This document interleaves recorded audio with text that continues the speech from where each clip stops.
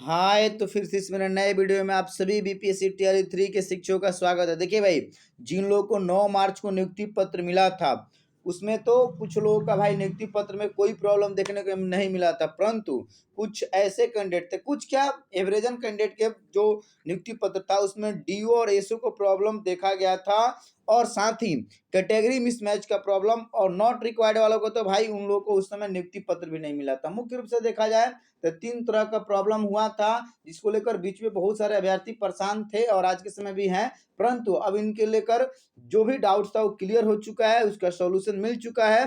तो चलिए देर न करते हम लोग वीडियो की शुरुआत करते हैं, लेकिन इसके पहले हमारे चैनल पर नए हैं, चैनल को जरूर सब्सक्राइब कर ले, क्योंकि शिक्षा संबंधित हर एक अपडेट आपको समय समय पर मिलता रहता है। भाई वीडियो में आप अंत तक बने रहिए। देखिए, उस समय जो आप लोगों को नियुक्ति पत्र मिला था भाई, थोड़ा सा कमेंट करके बताएंगे कि आप लोग आपका क्या प्रॉब्लम था। ठीक है, तो यहाँ पे जो प्रॉब्लम देखने को मिला था, इसलिए पहले किसी भी कैंडिडेट को औपबंधिक नियुक्ति पत्र दिया जाता है, ताकि अगर किसी लेवल से गलती है, खासकर एड्रेस में, नाम में, या फिर आपका डेट ऑफ बर्थ, इस तरह का कुछ भी, तो आप आगे चल के उसे सुधार करवा सकते हैं। लेकिन ये बड़े स्तर पर गलती हुई थी, केवल एक जिला का ये बात नहीं था। मैंने पूर्व के वीडियो में बताया था कि एक जिला में गलती नहीं, एवरेजन सभी जिला में ये गलती हुई है, और ये गलती आपका डिस्ट्रिक्ट लेवल पर हुई है। उसमें जो सॉफ्टवेयर था, जहाँ पे ये सिलेक्ट करना था, देखिए ये एक्चुअली में मेल और फीमेल की वजह से ऑटो ऑटो सिलेक्ट होता है। जैसे कि यहाँ पे ये सही है, मान लीजिए डीओ है यहाँ पे, ठीक है, यहाँ पे रूपम झा है तो डीओ है, ये बिल्कुल सही। लेकिन ऐसे बहुत महिला कैंडिडेट है जहाँ पे ये एसओ लग चुका है, मतलब सन ऑफ लग चुका है, होना चाहिए डीओ,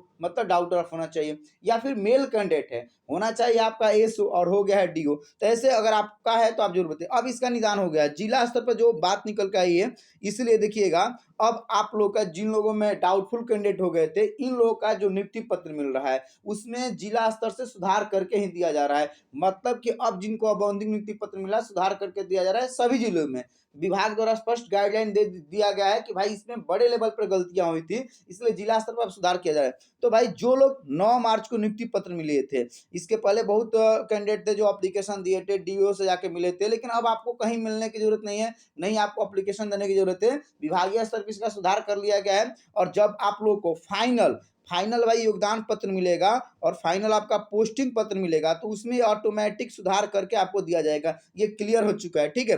अब दूसरा जिन लोगों का प्रॉब्लम था भाई, दूसरे वैसे लोग कैंडिडेट थे जिनका मान लिया कि आपका कैटेगरी का प्रॉब्लम था, कैटेगरी प्रॉब्लम भी भाई सॉल्व हो गया है। एक्चुअली में देख लीजिए, कैटेगरी का जो प्रॉब्लम हुआ था उसमें यही हुआ था कि मान लीजिए कि आप किसी रिजर्व कैटेगरी से आते हैं, मान लीजिए कि आप ईबीसी से आते हैं, बीसी से आते हैं, एससी से आते हैं, एसटी से आते हैं, ईडब्ल्यूएस से आते हैं, और आपने मार्क्स ज्यादा लेकर आया था, तो आपका जनरल से सिलेक्शन हुआ था, और जनरल के हिसाब से आपको डिस्ट्रिक्ट अलॉट किया गया था। तो जैसे कि आपको पता है कि एसीए सर ने स्पष्ट बोल दिया है कि भाई उसमें कैंडिडेट की कोई गलती नहीं है, कैंडिडेट अपना मार्क्स लाए हैं और वो मार्क्स उनके कैटेगरी से ज्यादा है, इसलिए आपका जनरल में सिलेक्शन हुआ है। तो यहाँ पे भाई जो आप लोग आपको देखने को मिल जाता है, तो यहाँ पे तो आपको मिल जाएगा भाई कि आपका जनरल है, परंतु आपका जो ओरिजिनल कैटेगरी है वो हमेशा रहेगा। जब भी आपसे डॉक्यूमेंट्स की मांग की जाएगी, तो आप जिस कैटेगरी में आते हैं, जिसके लिए आरक्षण की दावा किए, तो वही देंगे।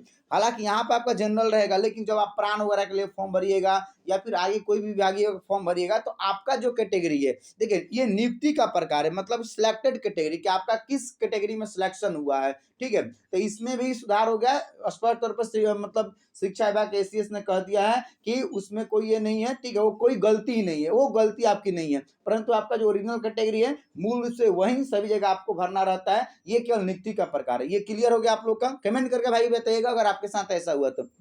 तीसरे, जिन लोग का भाई 9 मार्च को नियुक्ति पत्र नहीं मिला, वो नॉट रिक्वायर्ड वाला कैंडिडेट, तो मैंने पहले की वीडियो में बताया था कि आप लोगों को परेशान नहीं होना। नॉट रिक्वायर्ड का मतलब ये है कि अब आपको उस डॉक्यूमेंट्स की जरूरत नहीं है। जैसे आपने देखा था काउंसलिंग समय में आप लोग से डॉक्यूमेंट्स की जो डिमांड की गई थी, ठीक है, उसमें आपका जिस 1 to 5 में सिलेक्शन हुआ है, लेकिन 9-10 वाला जो डॉक्यूमेंट्स इंक्लूडेड थे उसको ही डिमांड किया गया था, नहीं देने पर नॉट रिक्वायर्ड, या फिर आपका जहां जरूरत ही था, तो उसका क्लियर हो गया। और उन लोगों को भाई नियुक्ति पत्र मिलने जा रहा है, ठीक है, 7 अप्रैल, 8 अप्रैल, 9 अप्रैल, मतलब अलग अलग डिस्ट्रिक्ट में उसका डिस्ट्रीब्यूशन हो रहा है। तो वो प्रॉब्लम था नहीं, आप लोग बेवजह परेशान हो गए थे। तो ये तीनों जो डाउट्स देखा गया था 9 मार्च को लेकर उसमें सब क्लियर हो गया है। ठीक है, मुख्य रूप से जो डीओ एसओ का प्रॉब्लम था, डीओ और एसओ वाला प्रॉब्लम था, वो विभागीय स्तर पर क्लियर हो गया। सभी जिला में डीओ को निर्देश दिया जा चुका है। तो अगली बार आप जो को पोस्टिंग लेटर और आपका योगदान पत्र प्रिंटिंग हुआ उसमें सुधार के साथ हो जाएगा। अगर इसके अलावा कोई गलती है, जैसे बहुत लोग का कहना था कि सर पिन कोड का गलती है, तो पिन कोड के लिए भाई आप चाहें, देखिए ये फॉर्म भरते समय आपसे गलती हुआ, काउंसलिंग के समय में गलती नहीं हुआ। अगर काउंसलिंग के समय में गलती हुआ है